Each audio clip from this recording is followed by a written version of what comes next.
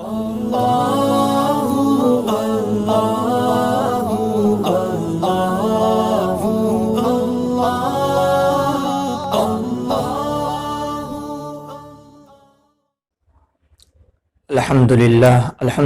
وکفا وسلام علی عباده الذین اصطفى اما بعد فاعوذ باللہ من الشیطان الرجیم بسم اللہ الرحمن الرحیم فاسألوا اہل الذکر ان کنتم لا تعلمون وقال النبی صلی اللہ علیہ وسلم طلب العلم فریضۃ علی کل مسلم صدق اللہ العظیم۔ معزز سامعین کرام، آج ہم نے ایک ایسے موضوع کا انتخاب کیا ہے جس کے بارے میں کہنا غلط نہیں ہوگا کہ امت کے اندر اس چیز کو لے کر کے بہت ساری غلط فہمیاں موجود ہیں، جس سے میری مراد طلاق ہے۔ مسئلہ طلاق ایک ایسا مسئلہ ہے جس کے بارے میں بہت ساری غلط فہمیاں امت کے اندر موجود ہیں۔ طلاق اسلام میں بہت ہی ناپسندیدہ چیز ہے۔ طلاق کی نوبت کیوں پیش آتی ہے؟ طلاق کی نوبت تب پیش آتی ہے جب میاں بیوی کے اندر آپس میں نا اتفاقی پیدا ہو جائے اور آپس میں ساتھ رہنے کے لیے دونوں میں سے کوئی ایک رضامند نہ ہو، تو ایسی صورت میں طلاق کی نوبت پیش آتی ہے۔ طلاق کی 3 صورتیں بن سکتی ہیں۔ نمبر 1 احسن، نمبر 2 حسن، نمبر 3 بدعت۔ احسن طریقہ طلاق دینے کا یہ ہے کہ شوہر بیوی کو ایسے طور میں یا پاکی کی حالت میں طلاق دے جس کے اندر اس نے صحبت نہ کی ہو، اور جب تک عدت نہ گزر جائے تب تک دوسری طلاق نہ دے۔ نمبر 2 حسن، شوہر بیوی کو ایسے طور یا پاکی کی حالت میں طلاق دے کہ ایک طور میں ایک طلاق اور 3 طور میں یا 3 پاکی کی حالت میں 3 طلاق، ایک طلاق دے گا تو یہ حسن کہلائے گا۔ اور تیسری صورت جو بدعت کہلاتی ہے وہ ہے کہ پاکی یا ناپاکی کو نہ دیکھ کر کے ناپاکی کی حالت میں، حیض کے ایام میں، نفاس کے حالت میں شوہر بیوی کو طلاق دے، تو ایسی صورت بدعت کہلاتی ہے۔ طلاق کی 3 قسمیں ہیں: طلاق رجعی، طلاق بائن، طلاق مغلظہ۔ آئیے سمجھتے ہیں کہ ان تینوں طلاق میں کیا فرق ہے۔ نمبر 1 طلاق رجعی۔ شوہر بیوی کو صریح لفظ میں یا ایسا لفظ یا ایسا ورڈ استعمال کرے جس کے ذریعے سے طلاق ہی مراد ہو، دوسری کوئی چیز اس سے مراد نہ لی جا سکتی ہو، تو وہ طلاق رجعی پڑتی ہے۔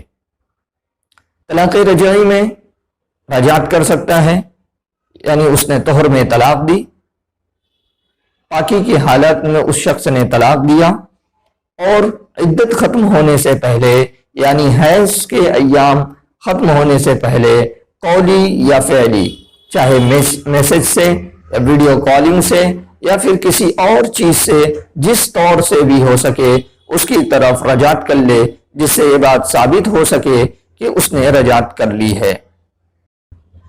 نمبر 2 طلاق بائن۔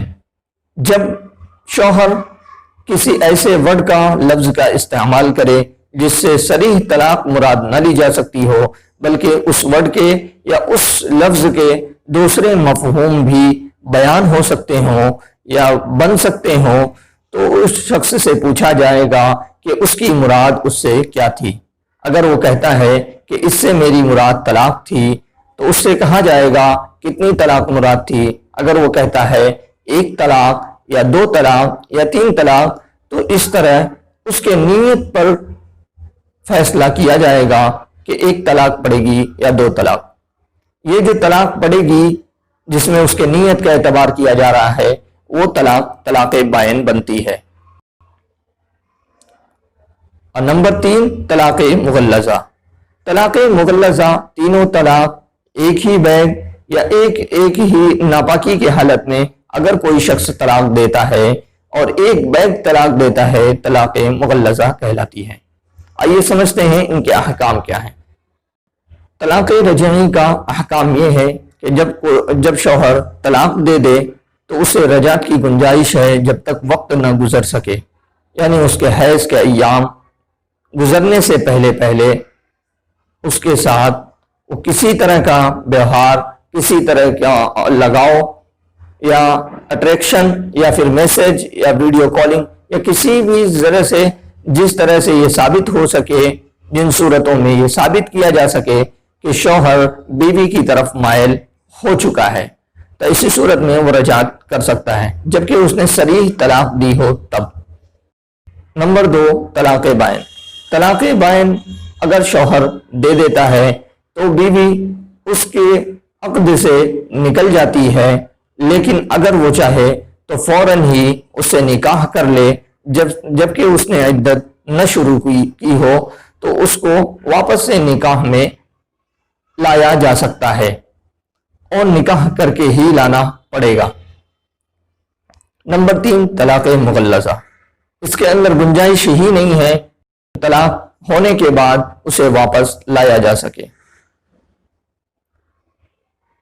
ہاں، ایک حالت ضرور ہے کہ وہ بیوی دوسرے سے شادی کر لے اور دوسرا شوہر اللہ کی رضا سے وفات پا جائے یا پھر اس سے طلاق ہو جائے تو پہلے شوہر کے پاس آ سکتی ہے، جس کے بارے میں ہم آنے والی ویڈیوز میں حلالہ کے نام سے ایک ویڈیو بنائیں گے، اس کے اندر ہم اس کو مفصل ذکر کریں گے۔ ان تینوں حالتوں طلاق رجعی، طلاق بائن، طلاق مغلظہ میں دی ہوئی طلاق کی عدت کیا ہوگی؟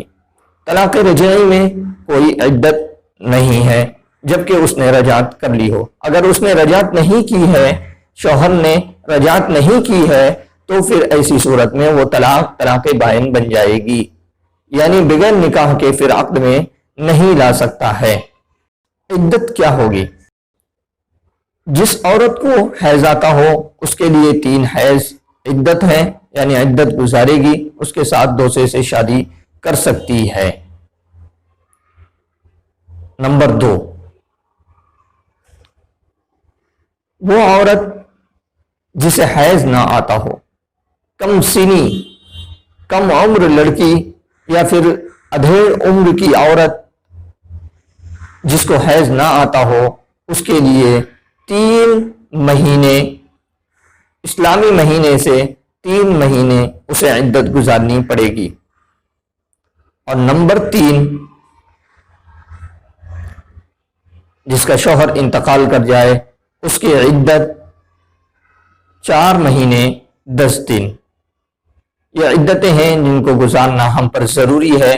ان ایام میں بناؤ سنگھار، زیب و زینت، ہاں اگر کوئی صورت ایسی پیش آ سکے کہ اس کی طبیعت خراب ہو جائے، جس کے ذریعے سے اسے سرما لگانا ہی پڑے، یا پھر بال بہت ہی خراب ہو رہے ہیں، تو بغیر خوشبو کے تیل استعمال کر سکتی ہے مجبوری کی بنیاد پر۔ اگر مجبوری نہیں ہے تو پھر ان چیزوں سے پرہیز کرے گی اور اپنی عدت کو گزارے گی۔ یہ تھی وہ تمام صورتیں جو ہم نے آپ تک پہنچائی۔ آپ کو اگر یہ ویڈیو پسند آئی ہے تو اسے لائک کریں تاکہ لوگوں تک زیادہ سے زیادہ پہنچ سکے، اور اس ویڈیو کو اپنے دوستوں اور رشتہ داروں میں بھیجیں، اس کو شیئر کریں اور چینل کو سبسکرائب بھی کر دیں تاکہ جب بھی کوئی نئی ویڈیو آئے آپ تک سب سے پہلے پہنچے۔ وآخر دعوانا ان الحمدللہ رب